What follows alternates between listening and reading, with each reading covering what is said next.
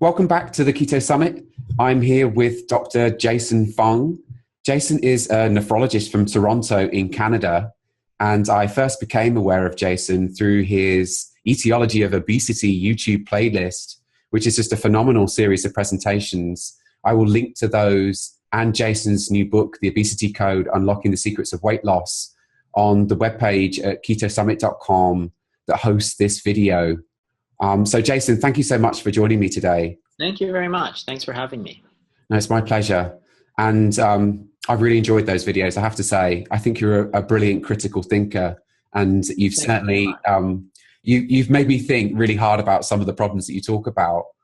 But why don't we start about you telling us about Gino? So Gino is a case report that you published on your website today. So I know that you have permission to talk about some of his details and his test results.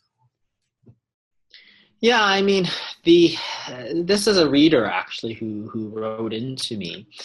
And very briefly, what happened is that, and I'll tell you that this happens all the time, that people get on the wrong track about type 2 diabetes. And I can talk about a little bit more about what happened, but his story was that he is quite typical. He basically went to his doctor and put on a lot of medication. So it's interesting, but over 50% of the American population is classified as pre-diabetic or diabetic, right? So in fact, it's the majority of the population, which is scary, right? Diabetes is the new black, right? So the thing is that when you go to see your doctor, what happens is that they give you medications. That's really what we're trained to do, right?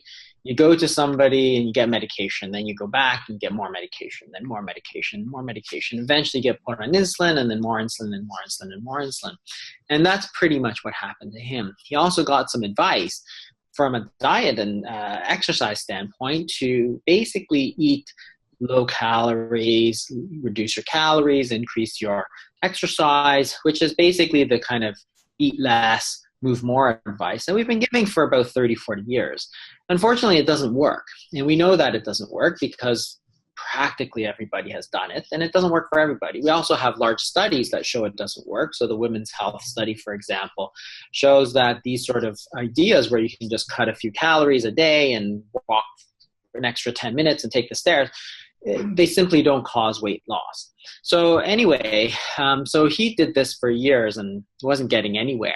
And then finally he read about some of what I was talking about, which is that what we think about obesity is not quite correct, that we really have to treat the underlying hormonal cause.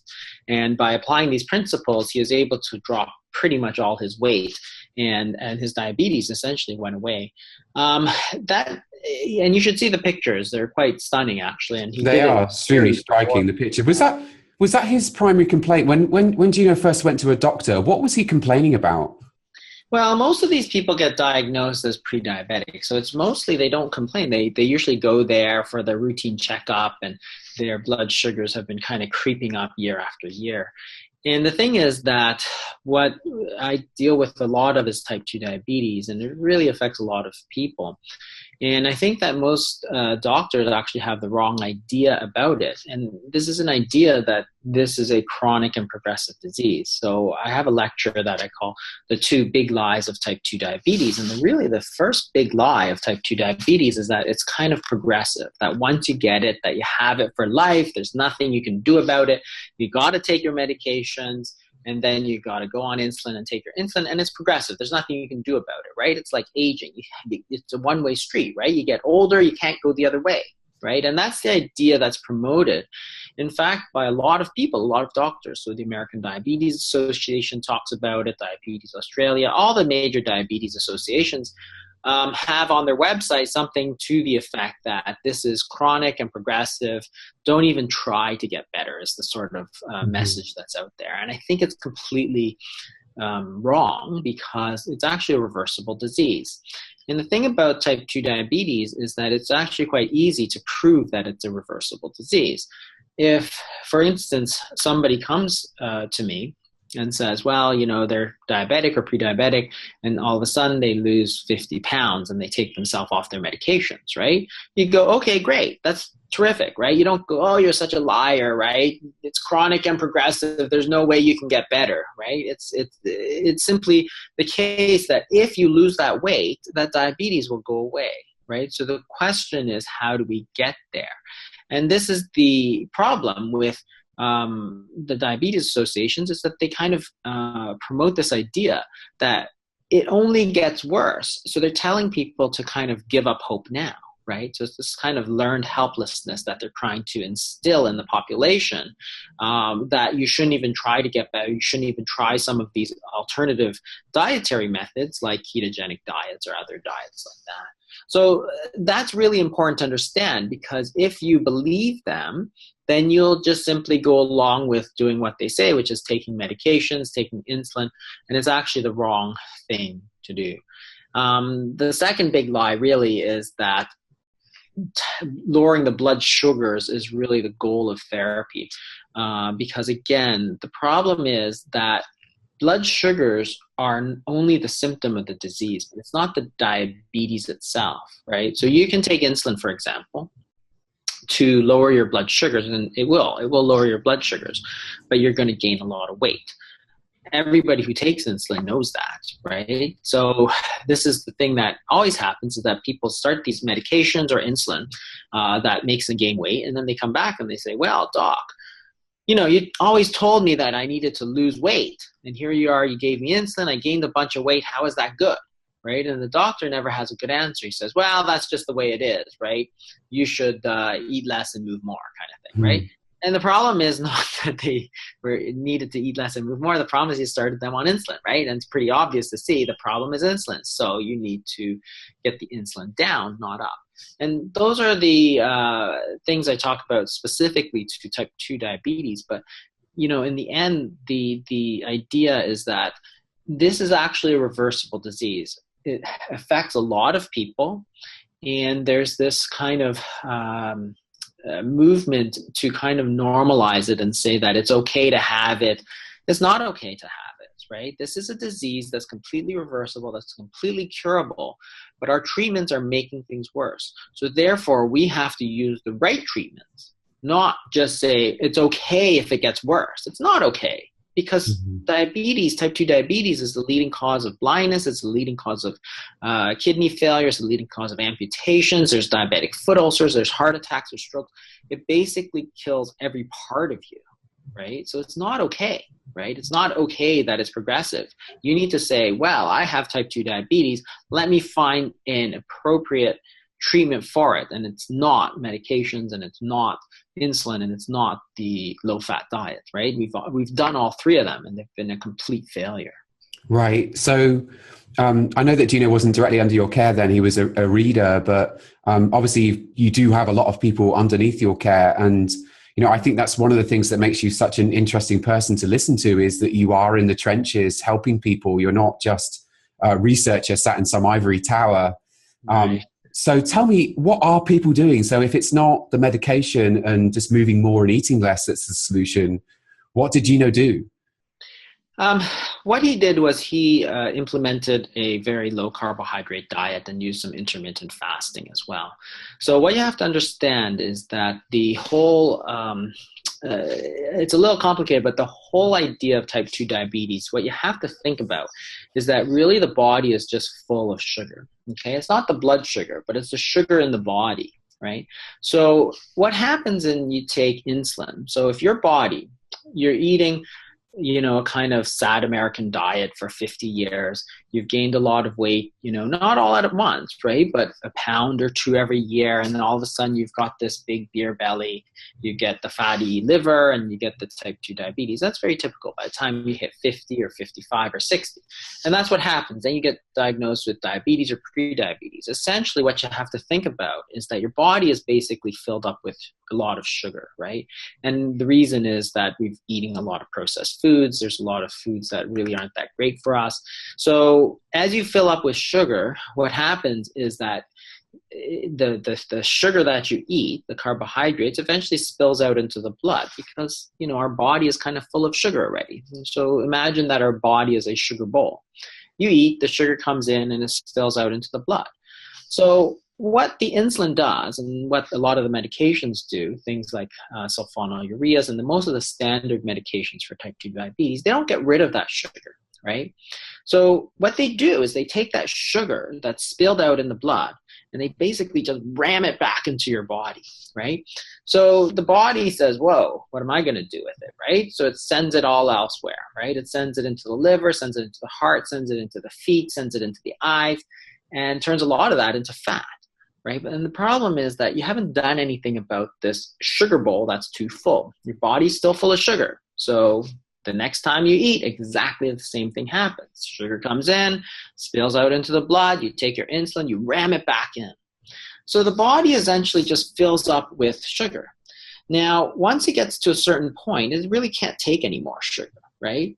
So you try and use your insulin to kind of ram it in, right? But it doesn't go in. It's like that suitcase, right? When you're putting in your clothes and stuff, it fills up. But at a certain point, it's really hard to put those extra 2 pairs of pants in, right? It just doesn't close.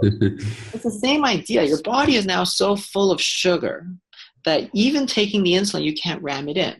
So what do you imagine your doctor does? He gives you a higher dose of insulin, right? He doubles up your dose of insulin. So now you're really ramming in this sugar into your body. So eventually it just fills up again. And at some point it fills up and even the higher dose doesn't work. So your doctor increases your insulin again. And that's exactly what happens to everybody. So people start with 1 medication, then they go to 2 medications and 3 medications and insulin and more insulin and more insulin. So you see that when you started your type 2 diabetes, you started with 1 medication, low dose, and you wound up on like 100 units of insulin a day, for example. So your diabetes never got better. You're taking more and more medications to get the same blood sugar result. So clearly your diabetes has done nothing but get worse, right? And so what they try to tell you is that it's worse because that's the way it works. That's the way the disease is, but it's not the way it is. What you've done is you've treated the disease entirely incorrectly, because what you've done is you've focused on the sugar in the blood and you're just ramming it into the body and not getting rid of it, right? So you'll never get better. Mm-hmm. So what happens over 10, 15, 20 years, of course, is that all that sugar's in your body and every part of you just starts to rot away. So you get the kidney disease, you get the heart disease, you get the strokes, you get the cancer, you get the blindness, you get the amputations, you get the diabetic foot infections, you get every kind of damage imaginable, right? And that's because all that sugar is everywhere, okay? So it's the same as if you have a dirty kitchen, right? But instead of throwing out all your garbage, you just throw it under the sink. Right? Then you can pretend like your kitchen is really clean, but it still smells. Right? And that's the whole problem. You forced all this sugar from the blood out of the blood, but you didn't get rid of it. You shoved it into the body. So now your doctor can say, wow, look at your blood sugars. They're so good. I'm doing such a good job. I'm a good doctor. And meanwhile, you've got your heart attack, you're on dialysis, and you've got nerve pain like crazy, right? Because your nerves are completely shot to hell. And you're going blind, right? And your doctors think that he's done a great job because your blood sugar is so great. Well, he's done a terrible job because you're getting sicker and sicker. And the funny part is that in 2008, the first of like 5, 6 trials came out that proved that this concept of just focusing on the blood sugars was entirely incorrect. So what they did was they took 2 groups of people, right? And one group got a lot of medications to force down that blood sugar. The other people got kind of a medium amount. So according to the conventional theory that it's all about the blood sugar, you should do better if you take a lot of medications to force it into your body, right? Of course, it didn't make any difference. So whether your blood sugar, your overall average was 8.5 or 7.5, it made no difference. And people were really puzzled by this because that was kind of the thought was that it's all due to the blood sugar, right? So they really should have known for quite a few years now that this paradigm of simply treating the blood sugar is incorrect, because that's not the disease. The disease is that your body has too much sugar. You haven't taken care of the problem. So if you look at it that way, then you can understand that the solution is actually very simple.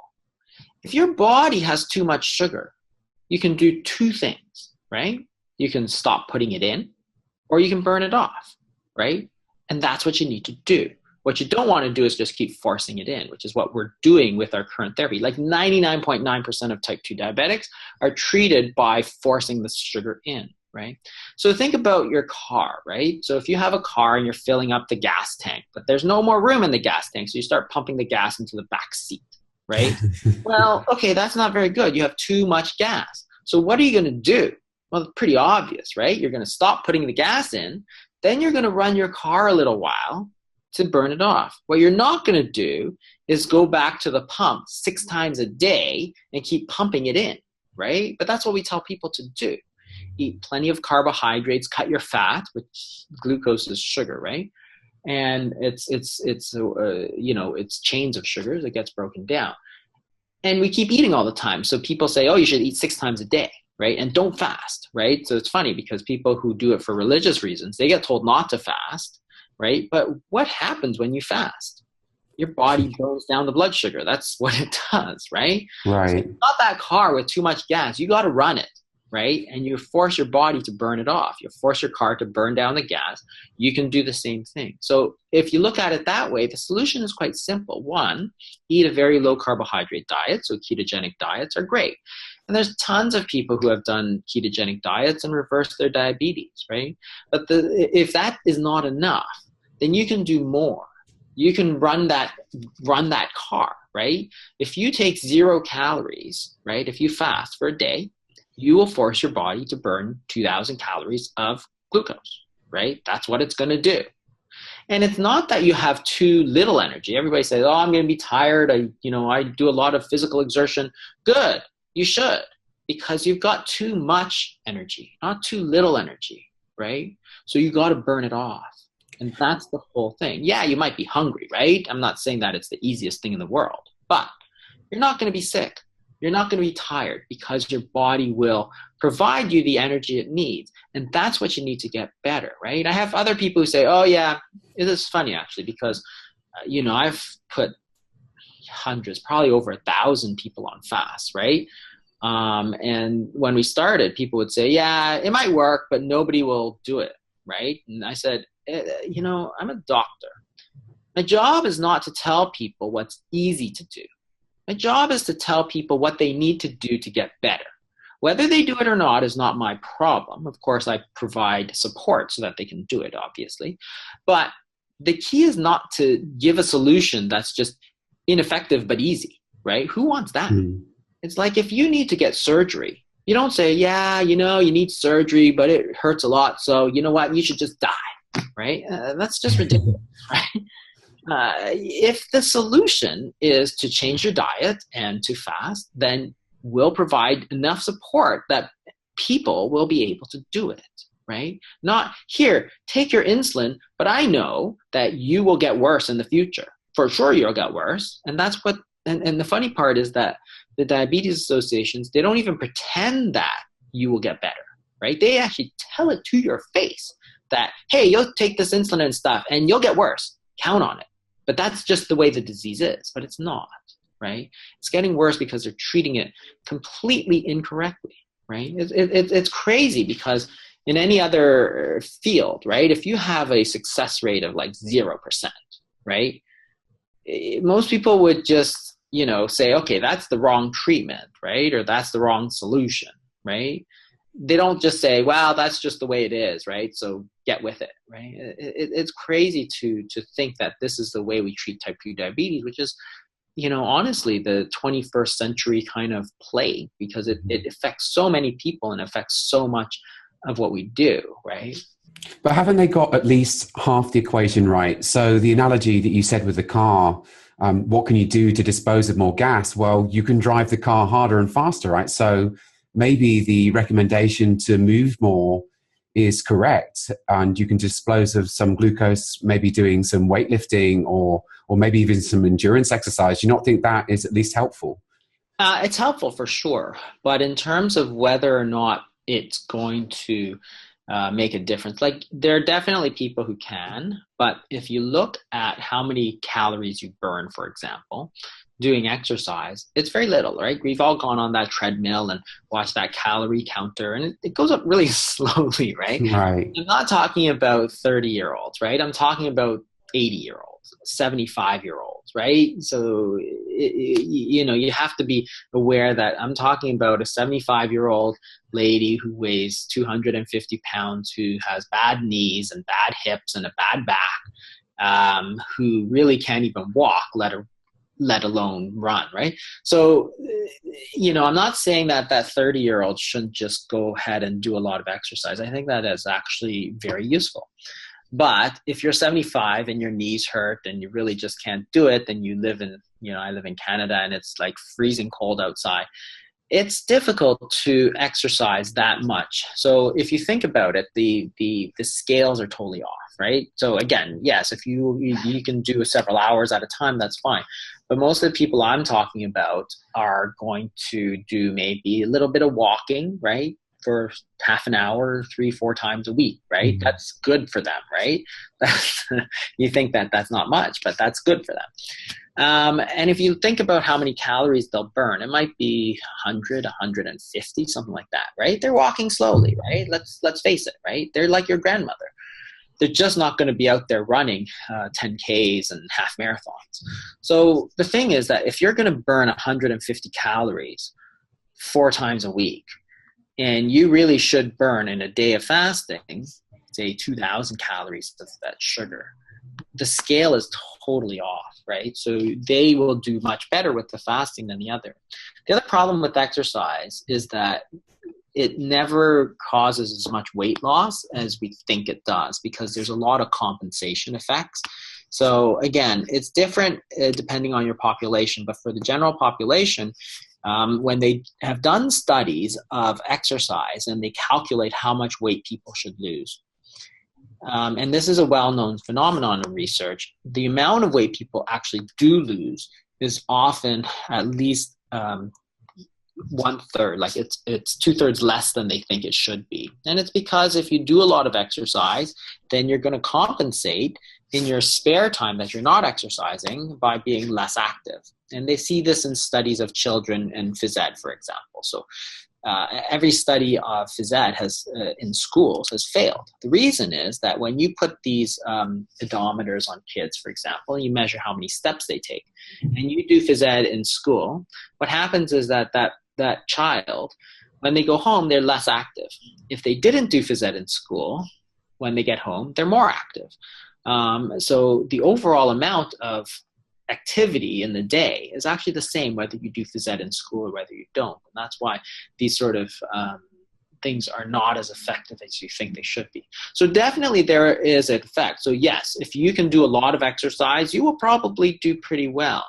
But again, there are lots of stories of people who are endurance athletes who developed type 2 diabetes. Tim Noakes, for example, he ate a very high carbohydrate diet. He developed type 2 diabetes.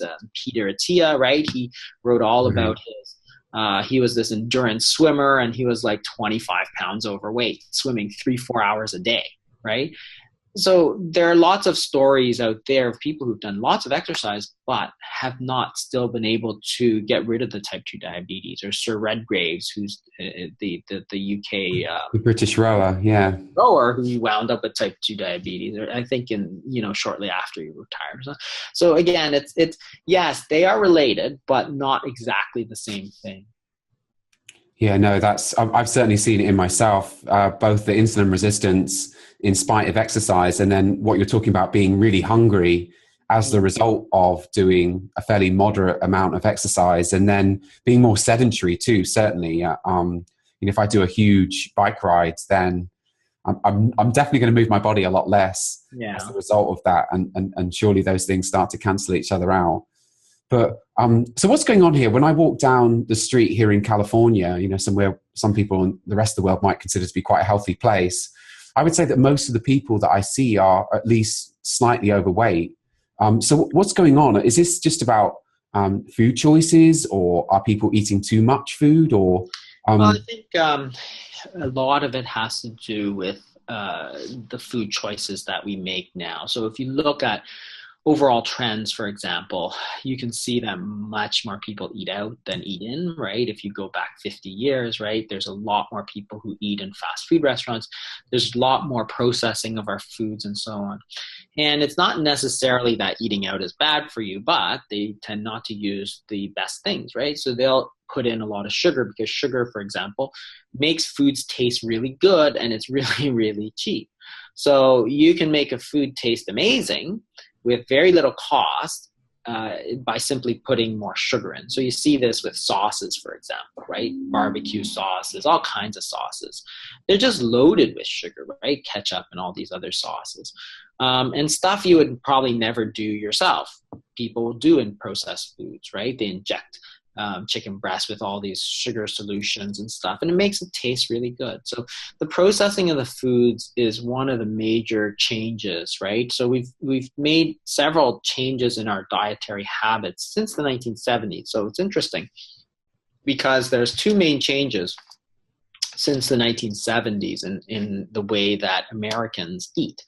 So the 1977 dietary guidelines for Americans, of course, switched everybody to a kind of high carbohydrate diet, which would have been fine if everybody was eating kind of yams and beans, right? But nobody ate that, and it was all white bread and pasta, right? So the bottom of the food pyramid, which I grew up with, was rice, potatoes, and bread, right? So we were all told to eat lots of bread because it's low in fat. Turns out, of course, it wasn't that great an idea to go to a very high carbohydrate diet. Not that I have, I think that insulin is the main driver of weight gain. So you can eat a high carbohydrate diet as long as it's relatively unrefined, unprocessed kind of whole foods. You can still do very well. So there are studies of people who eat lots of yams and sweet potatoes and so on and do fine. But there's a lot more fiber. There's a lot less processing. But in Canada and the United States, carbohydrates generally means bread and pasta, right? And donuts and waffles and that kind of thing. And that's what we ate because we thought low fat was so healthy for us, and we ate lots of that. That wasn't a great idea, and that caused a lot of problems. But the second major change, which nobody really talks about very much, is the increase in food and meal frequency. So if you look at the NHANES study, the NHANES was a giant American survey of health trends. And if you look at 1977, the average American ate 3 times a day, breakfast, lunch, dinner, and that's it. If you go to 2005, that's gone up to almost 6 times a day. So people are eating all the time. So you're not going breakfast, lunch, dinner, you're going breakfast, snack, lunch, snack, dinner, snack. So you're constantly stimulating insulin. So there's 2 important things when you're talking about development of insulin resistance, which is how high your insulin goes and how often you stimulate it, right? Because it's always the case, right? It's a combination of the level and the persistence of that level. Just like if you're to make money, if you say, I made $100, great.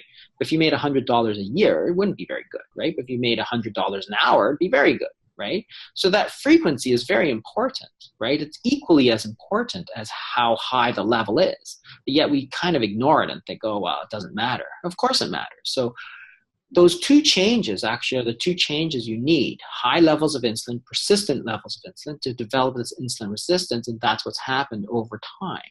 So you actually have to address both issues. So you have to change your diet back to a kind of whole foods diet, one that doesn't stimulate insulin a lot, and then you have to go to kind of 3 meals a day at least with a period of fasting in between. Because the thing is that the reason that we're all getting sick is that we've lost that balance. So remember that fasting is really just the flip side of eating. When you don't eat, you're fasting. That's the technical definition of it, right? Before, we would kind of fast from, say, 7 o'clock p.m. We'd have dinner at 7 p.m. and, say, eat breakfast at 7 a.m. There's 12 hours of fasting. So you got 12 hours of feeding, 12 hours of fasting. Nice balance.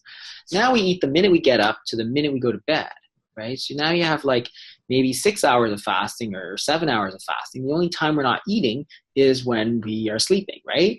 And we put food in our mouths all the other times. So now you've got like 16, 18 hours of feeding and 6 hours of fasting. So it doesn't work, right? Our balance is completely off.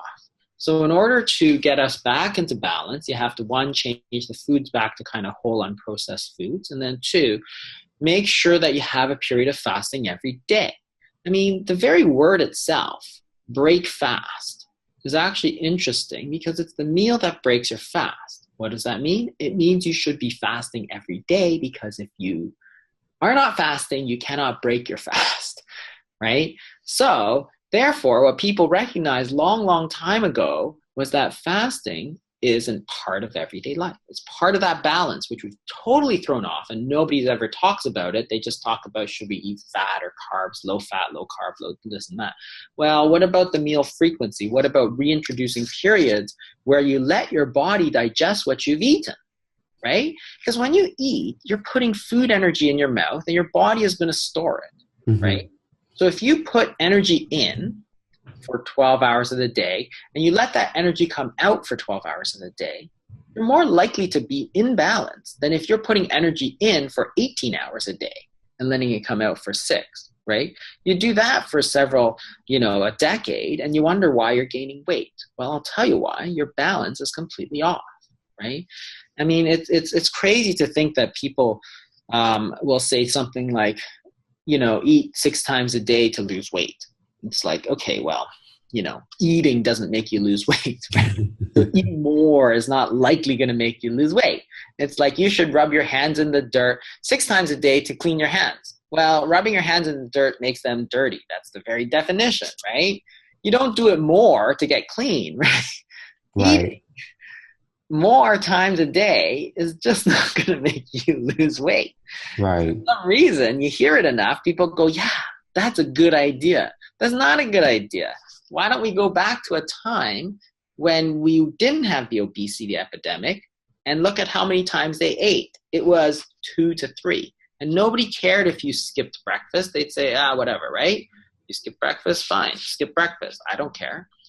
There's nothing in the word breakfast that says you have to eat it as soon as you get up. You can break your fast at dinner time, right? It doesn't matter, right? But you must have that period of fasting every day. Okay. I'm quite drawn towards this idea because it seems to me that you're not just replacing one nutritional bogeyman for another, right? So I've seen that in this sphere or community where, before it was sugar that was the villain. And now we've just swapped one macronutrient for another. So do you think that's the most important thing, or is there something specifically evil about carbohydrate? I don't think there's anything specifically evil about carbohydrates. So in fact, if you look at populations, there are lots of populations that have eaten high carbohydrate, diets and done very well. So what you have to do is try to explain that fact, right? So if you look at, say, the Katavans, because everybody's, it's been well studied, right? So the Katavans were this kind of tribe in New Guinea, I think, right? And they ate about 70% carbohydrates. And they didn't have any obesity at all. And people would say, well, look, you can eat lots of carbs and have no obesity and no diabetes. It's true.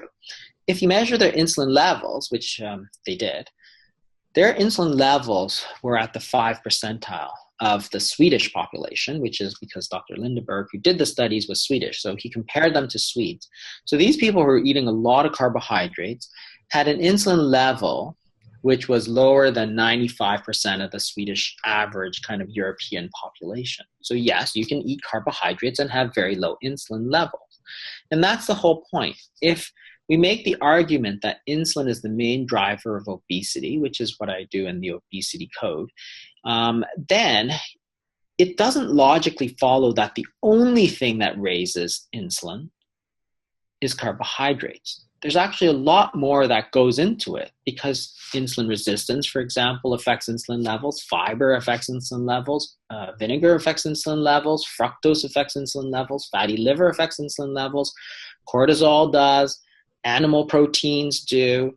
There's so many different things. So we have to kind of move past this idea that it's all just carbohydrates, right? Because it's not. Lots of people. So the Okinawans, who are notoriously healthy in the old days, now they're kind of becoming westernized, but in the old days, they ate tons of sweet potato, very high carbohydrate diet, and yet they were one of the longest lived peoples on earth. right? And it's not that carbohydrates are intrinsically bad. I think what's intrinsically bad is the processing that we do to carbohydrates, right? Mm-hmm. So the breads and the refined grains and stuff, you take out the fiber, you take out the fat, so all these things make insulin go higher. So when you eat, if you're to look at, say, a glycemic index, because the glycemic index for carbohydrate foods very closely approximates the insulin index. You can look at two carbohydrate foods, beans, for example, and white bread.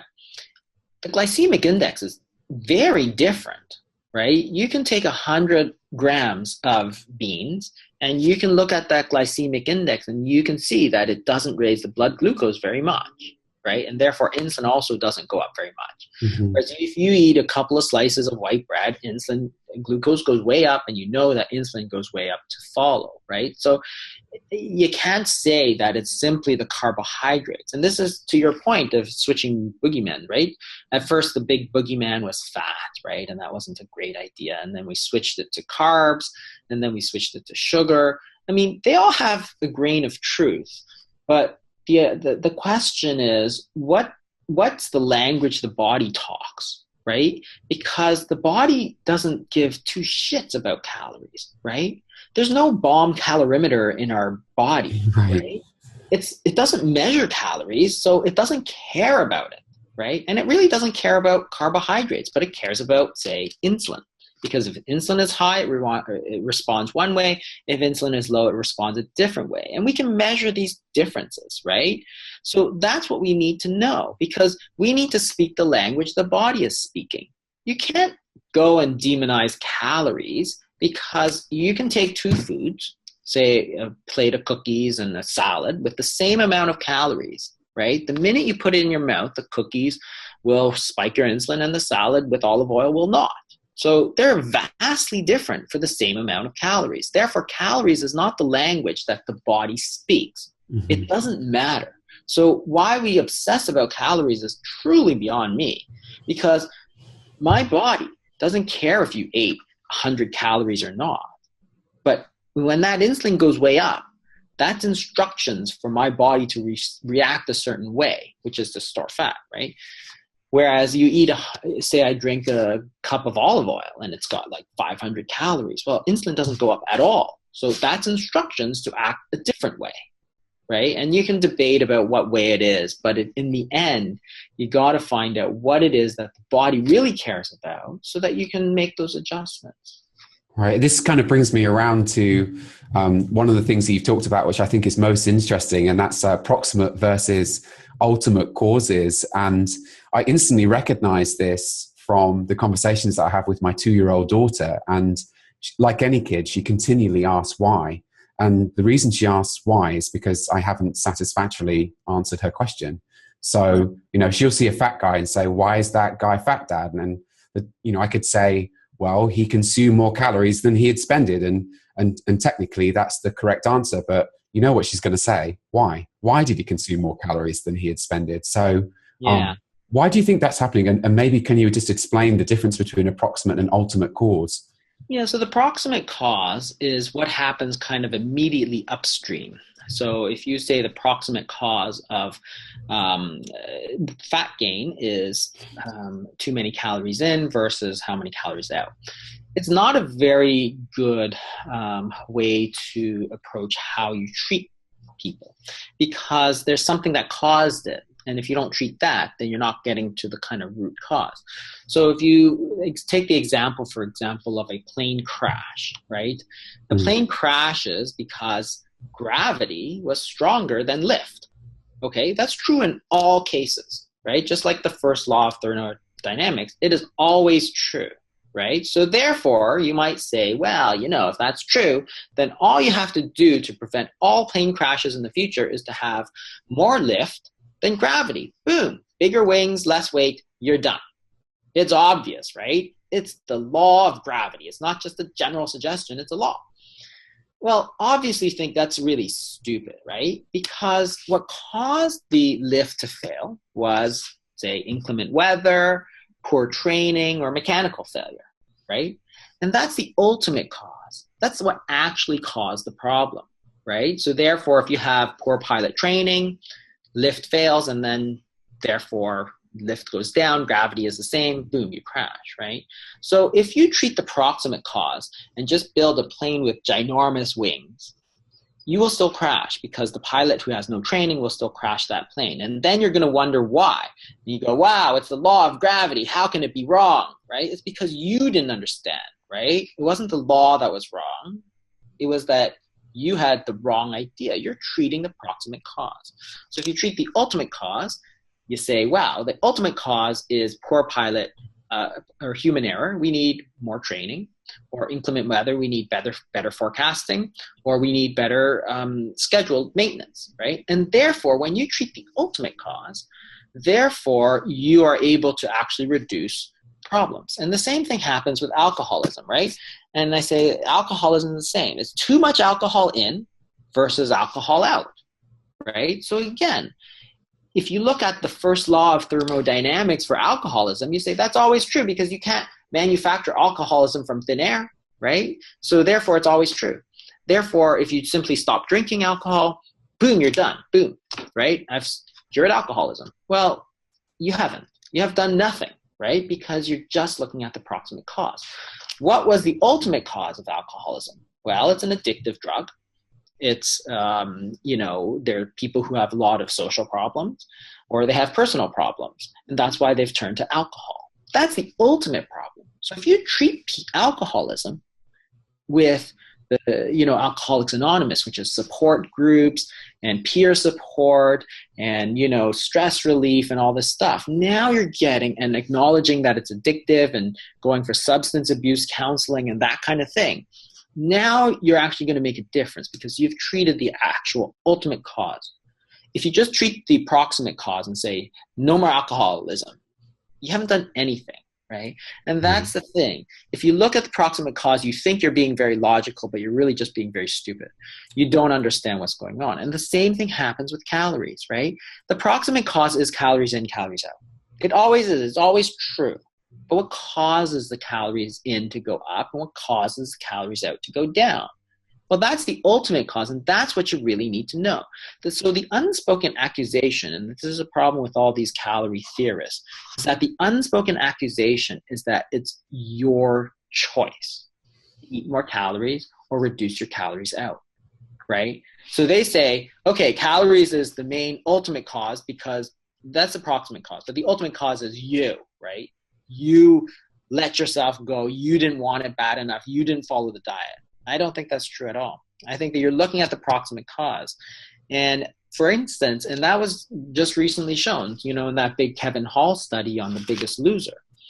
What you find, of course, and you're familiar with that, right? It was all over the news for a while. Yeah, I'm familiar. What they found is when they followed The Biggest Loser contestants, their calories out went super, super low. Right? Because you never treated the ultimate cause of the obesity, right? You didn't break the insulin resistance. You didn't give them treatment that actually worked, so their diet was eat less, move more, right? They ate a lot less. They moved a lot more.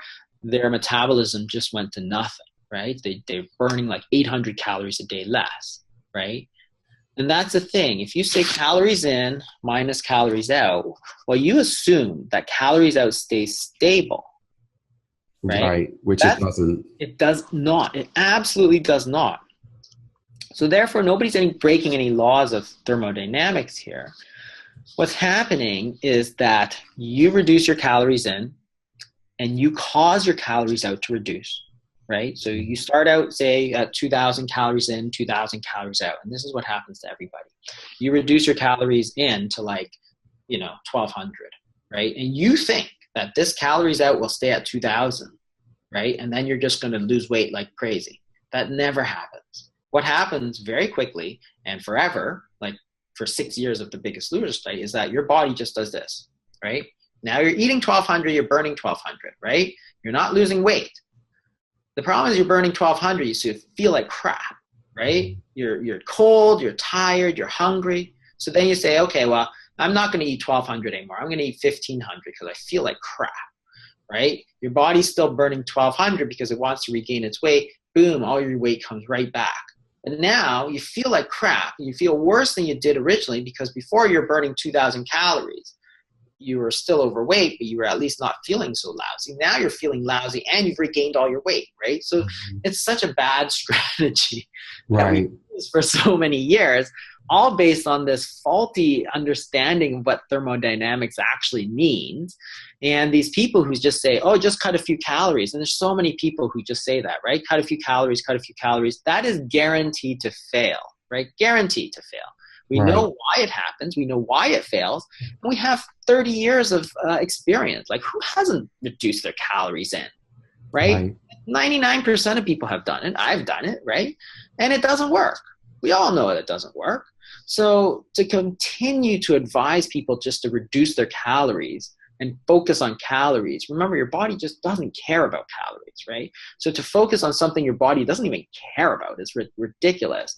But the strategy itself is so bad that I find it, almost laughable if it wasn't so serious that people would focus on something that's just so irrelevant, right? There's an overlap between insulin and calories, of course, right? So I say that calories are not relevant because it's not what the body cares about. But almost all calories raise insulin to some extent, right? Unless you drink pure fat, which very few people do. I mean, bulletproof coffee is one example maybe of a pure fat drink. But if you drink pure fat, you may not raise your insulin, but almost no food that we eat, like in normal society, is pure fat. So almost all foods raise insulin, but they don't do so in the same degree. So if you eat salad with salmon, you can eat the same calories, but it will stimulate insulin a lot less. The bread slices will raise it a lot more, so therefore it's much more fattening. And that's what I'm saying, is there's an overlap here between calories and insulin, but we focused on the wrong thing. We should have been focusing on the insulin response of the body, but we focus instead on the calories because it's easy, right? It's easy to measure. You can read that package of food and say it's this many calories. When you just try and reduce those calories, and the problem is when all those calories are highly processed, they're all designed to stimulate insulin maximally. Right? So you take a food, which is like, those 100-calorie packs, right? Your insulin probably goes way up, right? It's 100 calories, but it's all like processed like wheat and sugar, right? Yeah, it's just enough to make you really, really hungry. Yeah, so you think you're okay, but you're not, right? You're much better eating 500 calories of, say, protein and fat, like nuts. And that's the funny part, right? So we have all these studies, the PREDIMED study and all these studies about olive oil and nuts, for example. So it's been fairly well established, and all these people who talk about Mediterranean diets, well, that's a much higher fat diet, right? And therefore it has more calories, right? So nuts are very high in calories. They have a lot of protein and a lot of fat, right? Avocados, very high in protein, it's very high in oil, so therefore a lot of calories. But what we're starting to recognize is that those are very healthy foods, right? Because the insulin response is not that high, right? So you can take a lot of calories, but it doesn't stimulate the insulin so much. So it doesn't give your body the instruction to hold on to that fat, right? So eating a lot of these healthy fats, for example, will give a lot of calories, but not a lot of insulin. Therefore, your body doesn't want to store it because it has no instructions to store it, which is the insulin. But it has a lot of calories. So what does it do? It burns it off. And therefore, you can keep your metabolism running at a high level using a much higher fat diet, right? And that's the mistake we've made. We've gone to a very low fat diet. And therefore, that's the problem. And that's why we get into these biggest loser sort of problems where they just, their metabolism just shuts down. And what I think is kind of ironic is that people talk about this kind of metabolic shutdown. And, there's kind of like discussed all over the place. And what nobody really had an article about was, how do you fix that, right? Because that's really what we want to know. How do you fix that, right? And that's what we can do. We know the science behind it. We can fix it. Well, don't stimulate insulin, but give a lot of calories, and your metabolism will get better, right? The other one is the fasting. Fasting is quite interesting too, right? Because it forces the insulin way down. Right. And then, so have you ever measured somebody's body composition as they go through an extended fast? Because, one of the concerns that I had from looking at the work of George Cahill and the Minnesota starvation experiment was that you saw a lot of lean tissue loss as well as the fat. And so you might lose some. So when you look at an obese person, they want to they want to be inefficient with their calories, right? They want to upregulate their metabolism, and muscle is one of the most metabolic active tissues. So, the last thing you want to do is get rid of some muscle during an extended fast. So, have you actually measured somebody's body composition and seen it change over a fast? No, I don't have access to that. But I'll say this. First, the Minnesota starvation study was interesting because it was not a starvation study, right? They took 1,500 calories a day. So it's actually a calorie-reduced diet, right? And what happened, of course, is their metabolism, just same as The Biggest Loser, they just totally got shot, right? Their metabolism dropped like 30%, right? So it's exactly the same thing as The Biggest Loser, the exact same data, right? But fasting is completely different.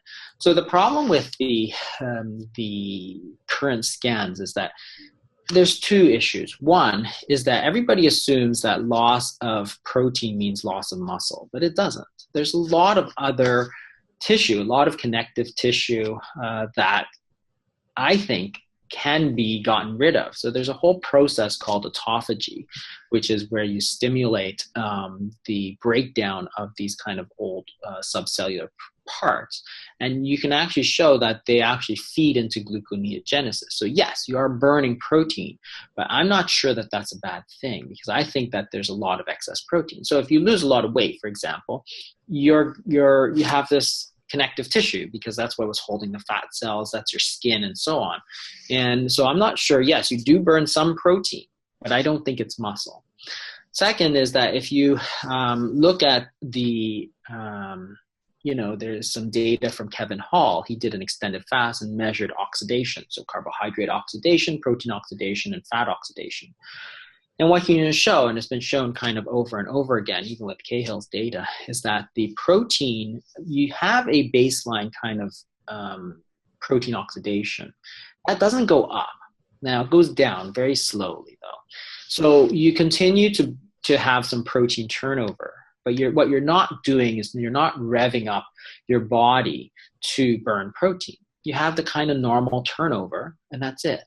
Because if you think about it, if you have repeated, so a couple of questions. Why would the body store energy as fat if it planned to burn muscle, right? It doesn't make any sense, right? That's like saying, because I'm going to store a lot of firewood in case I need it for the winter, but then when I need it, I actually chop up my sofa and throw it in the fire, right? And then I have all this firewood. Why would the body do that? That doesn't make any sense. So yes, some protein gets burnt, but I think that's actually a good thing, not a bad thing. And two, if you look at the actual amount of oxidation, so initially carbohydrate goes way up, but then after 2-3 days, it's kind of completely gone, right? All the glycogen's gone. And then fat oxidation goes way up. But protein does never go up. It has a small blip and then it goes down and continues to go down as you go. And what you can show is also that the amount of protein is reclaimed through the urine. So you have a lot of, in terms of the ammonia stuff, Cahill's data looked at all that. So the thing is that if you think about it, if you think that you store fat and burn muscle as soon as you fast, think about what would happen in the caveman days, or the lions and tigers who will routinely go 3, 4, 5 days without fasting. So if you keep doing that where you eat and then don't eat for 5 days, as may have happened in the caveman days, you're going to store fat and burn muscle, store fat and burn muscle. Eventually, you're going to just turn into 100% fat, right? That doesn't happen, right? Those cavemen, those Kalahari bush people, those indigenous American Indians, they had like no fat. Why? Because when they didn't eat for 3, 4, 5 days, because it was winter and there's no food, they burned fat. Mm-hmm. Right? That's exactly what Kevin Hall's data shows. When the chips are down, you burn fat because you started. Not for the first couple of days. In the first couple of days, you're actually just burning glycogen, right? Carbohydrates. But this whole worry that you're gonna lose all your muscle mass is kind of ridiculous, truthfully. Like, people have fasted for 2,000 years minimum. Right? So they talked about it. Jesus Christ talked about it. So you know that at least there's 2016 years of fasting, right? Every time around Easter, they talk about the 40 days of Lent and this and that. So people have fasted for that many years, 2,000 years. So do you think that when people were fasting regularly, people were just falling down on the streets, right? No, not really. they did their fast and then they went on with their day because they burned fat, they burned sugar, and that's it. They didn't all of a sudden become weak as kittens, right? It doesn't make any sense. If there was going to be a problem with the fasting the way that we do it, and nobody does 40 days and 40 nights anymore, we would have known about it a long, long, long time ago. I mean, there are problems with fasting. Like, it's not, there are refeeding syndromes, there are different things that you do have to watch out for, right? But severe muscle breakdown is not something that I worry about. I mean, I've put like over 1,000 people on fasts of varying durations. 0 people have come to me and says, well, you know, my muscles are so weak, I can't get around. In fact, a lot of them say, wow, I have so much energy that I just don't know what to do with it anymore. And that's the reason, is that we've kind of unlocked those fat stores. We've forced your body to burn some of the fat stores, and they have like 100 pounds of fat there. They're suddenly releasing it all, and they're like, whoa, I have energy to spare, right? And the thing is that if you look at the lean mass of the Biggest Loser people, who, remember, are doing like 6 hours a day of exercise, their lean mass was still going down, right? So, you know, it's not like it's 0 lean mass when you lose weight anyway. Right? So everybody says, you know, gets all worried about that, but it's like, I don't worry about that at all, right? I have, you know, and people talk about, oh, what about nutritional deficiencies and this and that? I'm like, okay, let's think about this for a second. If I have somebody in front of me who is, you know, 300 pounds, type 2 diabetes, and is going to have diabetic foot infections, amputations, and blindness and kidney failure, what you need to do is treat that diabetes, right? The fastest way I know how is to put them on a fast. That will get the sugars down. That will get the weight down. Yes. Is there problems? There potentially could be problems, but those are potential problems that I can deal with. What I want to deal with is the problem right in front of me, right? I don't worry that he has nutritional deficiency. Like what, right? Like scurvy, vitamin C deficiency? Are you kidding me? Like, I'm not going to treat the problem right in front of my face. Okay. I'm worried about scurvy. I'm not worried about scurvy, right? I'm not Right. worried about You're worrying about reshuffling the deck chairs on the Titanic. Exactly. So, I mean, yeah, I mean, sure, maybe there is some muscle loss. Potentially. You saw that even when you're exercising six hours a day, right? So I don't doubt that there is some. Is there going to be loss of connective tissue? Yes, absolutely. I hope there is, right? Because what do you do with all that excess connective tissue, right? Once all the fat goes. So I hope that there is. Is there autophagy, which is, again, a protein clearing out process? I hope that there is. So there's all these things that I do want to happen that, you know, I need to face right now, because that's the problem, not some potential problem in the future. Therefore, I'm not going to treat this guy with the best treatment I know how. Right? It's ridiculous to, you know, some of these people, they're like, oh yeah, but you have muscle loss. Okay, so then he's going to have diabetes, blindness, dialysis, and nerve pain, and then we'll cut off his feet. That's better, right? Are you kidding me? Right? You've got to be kidding me. It's ridiculous, right? There's a problem here. Treat it. It's like chemotherapy. Are there going to be problems with chemotherapy? Hell yes, right? Your hair falls out, you're nauseated, all this stuff. It doesn't mean you don't treat that cancer. You got to treat it, right? So if somebody's staring me in the face and saying, I need to take care of this problem, then take care of the problem. And then you can deal with the rest later, right? You know, if somebody just has the, 5 pounds to lose, yeah, that's not the appropriate person to put on these severe fasting regimens. That's not what I'm talking about, right? And we never do that. We never have a protocol for everybody, right? So if you came to me and you said you wanted to fast for, 30 days, I'd say you're crazy, right? You don't have enough fat that you need to, and it could be, you could start losing muscle, right? But the guy, I had a 75-year-old guy I saw this morning. He had diabetes for 35 years. He was like 380 pounds. He went on 30 days of fasting. Is it appropriate for him? Yes. In fact, he felt so good, he's done it a couple more times since then, because his diabetes just won't go away and his weight won't go down, right?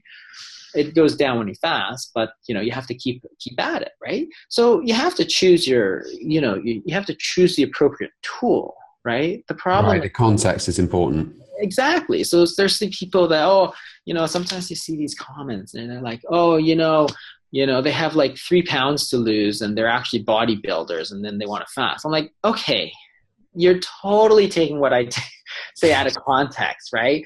This is not for you, right? Don't take it like it's for you. You have 3 pounds to lose and no diabetes, and your main goal is to build muscle. Don't fast. That's not the right thing, right? You want to do something else, right? But if you're 300 pounds, do no exercise, and have type 2 diabetes, yes, then it may be the appropriate thing for you. And that's why we individualize all of it for people, right? So do people need to be supervised if they're watching this video and they see the context and they see this might be relevant? Do they need to be medically supervised, or is this something that people can do by themselves? If you're on medications, then you should be medically supervised, right? If you're not on medications and you're simply pre-diabetic, short fasts are okay, right? Anything up to like 24 hours is not bad, right? But there are people that shouldn't fast, right? Pregnant women, children, breastfeeding women, if you're severely underweight or amenorrheic. Yeah, there are people that shouldn't do it, right? Just like everything else. You gotta have the experience to know how to do it. So if you're on medications, then yeah, you probably should be supervised. You should ask your doctor, I want to do this. You know what's going to happen when people ask their doctor about this? They're not going to know anything about this, and they won't know who you are. So, how can people make it happen? Do they need to come and see you, or how does it work? Well, we provide dietary counseling, but we can't provide medical counseling, right? So we can't tell people you should take this medication and this medication. It's not legal, right? You can't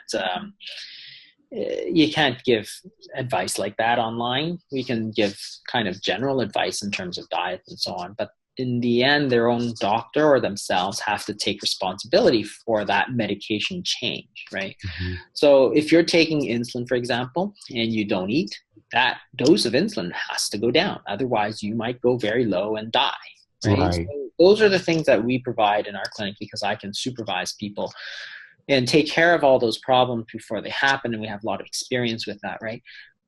We can do that for people, but if you are on medications, then you have to be aware that there can be problems, right? If you change your diet, and it's not just for fasting, if you change to a very low carbohydrate diet, you may need to change that medication too, right? That low carb diets are kind of much more well known and accepted, and this is a much more intensive sort of regimen, right?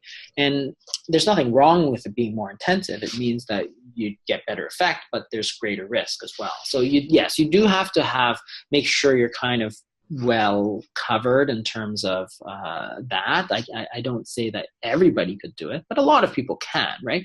And you go back, to some of these religions, so like a lot of Muslims, for example, you have a month of fasting in Ramadan. They're not supervised, right? But the whole community does it, so everybody knows what's going on. So if you have a problem, somebody will fix you right away, right?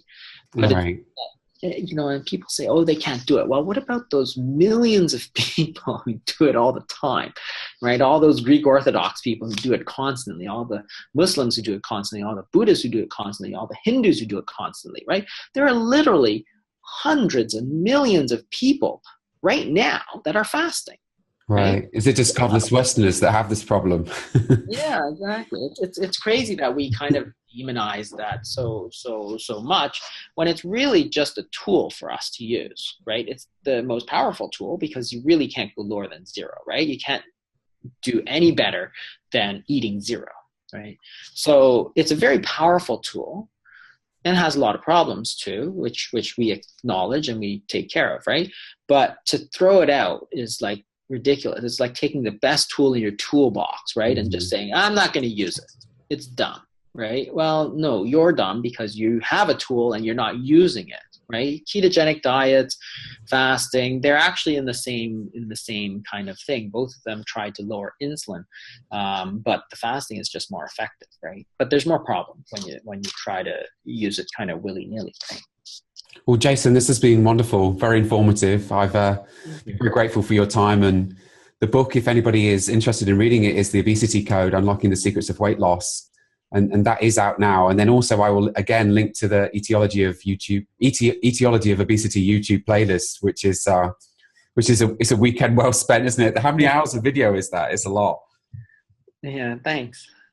Thank you so much for your time. And is there anything else that you want people to know about? Um, no, I think that's it. I mean, the book covers essentially what causes weight loss, what doesn't cause weight loss. So I think it's a good it's good for everybody to understand that because then you can adjust your diets to the way that you want, right? And it may provide that kind of missing piece, especially the talking about insulin resistance and meal Mhm. frequency that very, very few people actually discuss. And I think it's just a huge part of weight gain is this kind of frequent eating all the time, you know, not giving your body a chance to kind of digest the foods and use the foods, right? Nobody talks about it anymore because we've all kind of been brainwashed into, oh, you must eat breakfast, you have to eat kind of, constantly throughout the day, right? If we were meant to graze, right, we'd be like cows, right? But we're not. We're humans, so we shouldn't be grazing. You should eat your meals, and that's it. When you eat, you eat. When you don't eat, you don't eat, right? Don't just eat all the time. It's the worst thing you can do. Excellent. That's great advice. And of course, intensivedietarymanagement.com is the website as well. I will link to that. Oh, great. Thanks. Okay. Cheers then, Jason. Okay. Thank you.